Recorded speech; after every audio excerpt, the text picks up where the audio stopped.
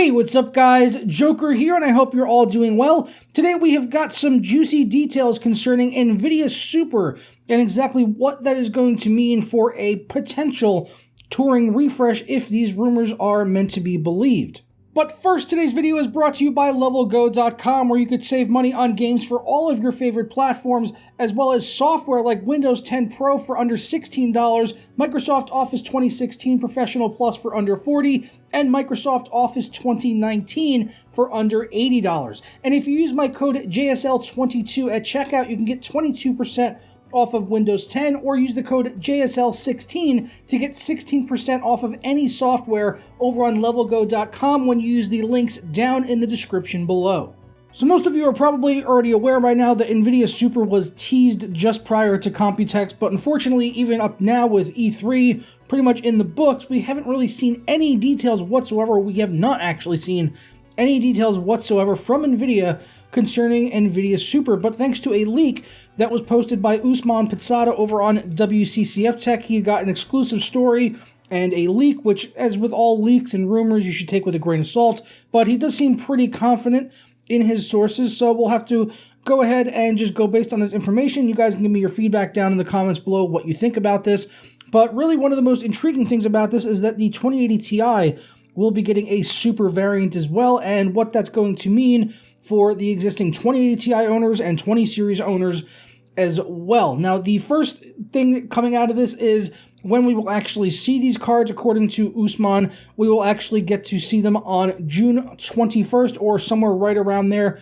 He does mention in the article that that date could possibly shift up or be delayed by a few days, but we're looking at around the beginning of summer to get at least a reveal. The cards might not be available right away as on the 21st or when these cards are revealed, but they probably won't be that far long after, as I do think NVIDIA is one of the main reasons behind them pushing these cards out is because of Navi, and they want to have a strong answer to that. They don't want to be winning in some titles and losing in others. I think they want to have cards out right away to compete with Navi and actually beat them at pretty much every turn in every game across the board. So for that reason, I don't think NVIDIA is going to sit on its laurels for too long and really hold back these cards. I think they do want to get them out, and then I think we'll see a price cut on the current 20 series of cards, but they will still produce them. I just think they're going to be at a reduced price, which is definitely going to hurt Navi as far as being a price to performance winner. So that's really one of the key reasons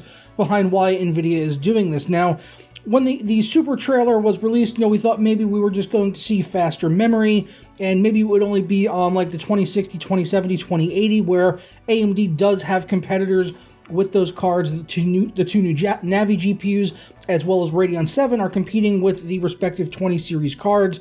But the 2080 Ti kind of stands in a class of its own, so they didn't really need to do much to really refresh that.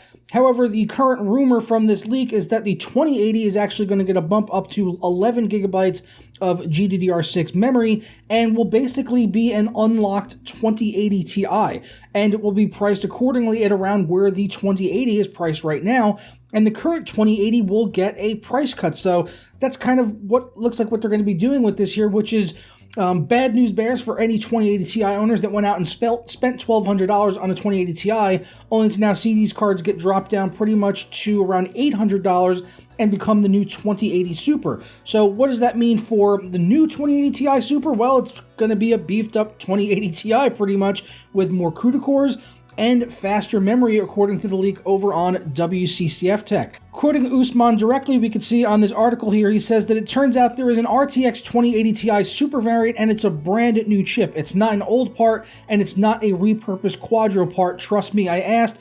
Oh, and it's completely unlocked, meaning the add-in boards can have 300 watts of TDP on this thing if they wanted to, and knowing the insane custom designs that come out of AIBs. He goes on to say that he does not have the exact specifications of the chip or the exact pricing yet, but that he is fairly confident that this will have a higher core count as well as faster GDDR6 memory. And if they're sticking with the Turing architecture, obviously this isn't like a refresh where they're going to a completely new architecture or anything like that. So once we do have actual specs and we could see the CUDA core count, which I'm not expecting to be a tremendous leap up. They might add like an extra 128, maybe 256 CUDA cores on there over what they currently have, and we'll basically be able to go ahead and scale that directly when we see what the number actually is. Being that it is on the same exact architecture, it's still Turing. If it has, let's say, 5% more CUDA cores than the current 2080 Ti or any of the other variants that are getting super variants as well, you'll be able to figure out pretty much where it's going to go. If it has 5% more CUDA cores, it's likely going to be about 5% faster, as we're probably not going to see a ton more performance uplift just from having faster GDDR6 memory. I think the 2080 Ti Super is going to get most of its performance from having more CUDA cores. And this is kind of what we saw on previous Titan cards when they had the Titan XP and the Titan X little p. You know, they had these cards that were like refreshes of the same thing with a little bit faster memory, a few more CUDA cores, unlocked variants and all of that. But they weren't really earth-shattering, you know, new performance. But there's no doubt about it that this is probably going to piss off some current 20 series owner. I know if I went out and bought a $1,200 2080 Ti, and now that card is basically becoming the 2080 Super less than a year later, and they're going to be selling that card for $800, that would definitely piss me off as a 2080 Ti owner and purchaser if I had bought one. I did get my 2080 Ti from NVIDIA, so I can't really be too sour grapes about it. But I could definitely understand if I had went out and spent my money, especially in just the past 6 months. I have a friend that bought a 2080 Ti in the last 6 months, and now here comes this card. It's like, oh, it's going to be better. It's not going to be that much better. It's not like you're going to need to go out and sell your 2080 Ti just to get this, to get an extra 3 to 5%, which is what my prediction is on this card. I don't think it's going to be amazing or insane in any way. It's not going to be super. It's going to be like 3 to 5% performance improvement. That's my prediction. But let me know down in the comments below what you think about all this and where you think these current cards are going to stack up. But, you know, we don't have all of the details. We don't have all the specs on these cards or the pricing yet.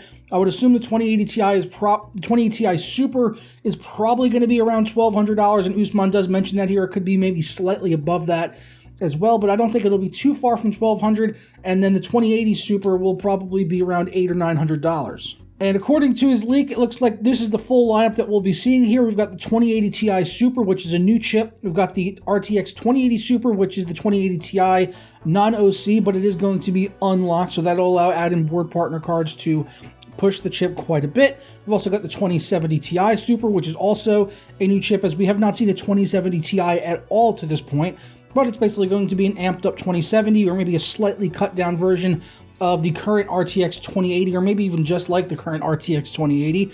And then we got the 2070 Super and the 2060 Super rounding up the list. So yeah, these cards will probably be coming out at some point this summer. Let me know down in the comments below if you are excited for these cards to come out. And if you held off on buying something from the 20 series, this might be your chance to pick up one of the normal 20 series cards once the prices do get dropped on them, because this is definitely going to be creating a price war between NVIDIA and AMD. The only reason they are doing this is because of Navi and Radeon 7, and they want to make sure that they are continually beating AMD, and they do not want to lose that price to performance battle, which AMD usually has over them. So seeing this price drop, with them going back and forth with the prices, and AMD is probably going to have to respond to this, maybe by reducing the prices on the Navi GPUs as well, maybe shortly after launch. Really, the only person that's going to win at the end of the day in that battle is us, the consumers. The people have to go out and buy these cards.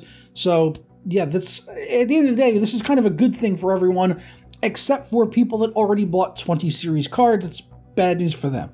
And of course, we are going to need some of these powerful GPUs, especially with some of the games we saw coming out of E3. There's many more games that are going to be pushing ray tracing. Cyberpunk 2077, Control, Watch Dogs Legion, which looks really awesome. Really happy to see them returning back to London. It was confirmed actually earlier today that Cyberpunk 2077 will support ray tracing in that title, and we did get a couple of screenshots, and even though they did not mention the exact form of ray tracing that they are going to be using, it does look like they are going to be using ray trace reflections, possibly even global illumination as well. If you could see here, you can definitely see some reflections off of these kind of posters reflecting off the shiny floor and on the escalator, metal objects in the room. You can kind of see that, and there does maybe appear to be some global illumination effects that are maybe a little more evident in this first image.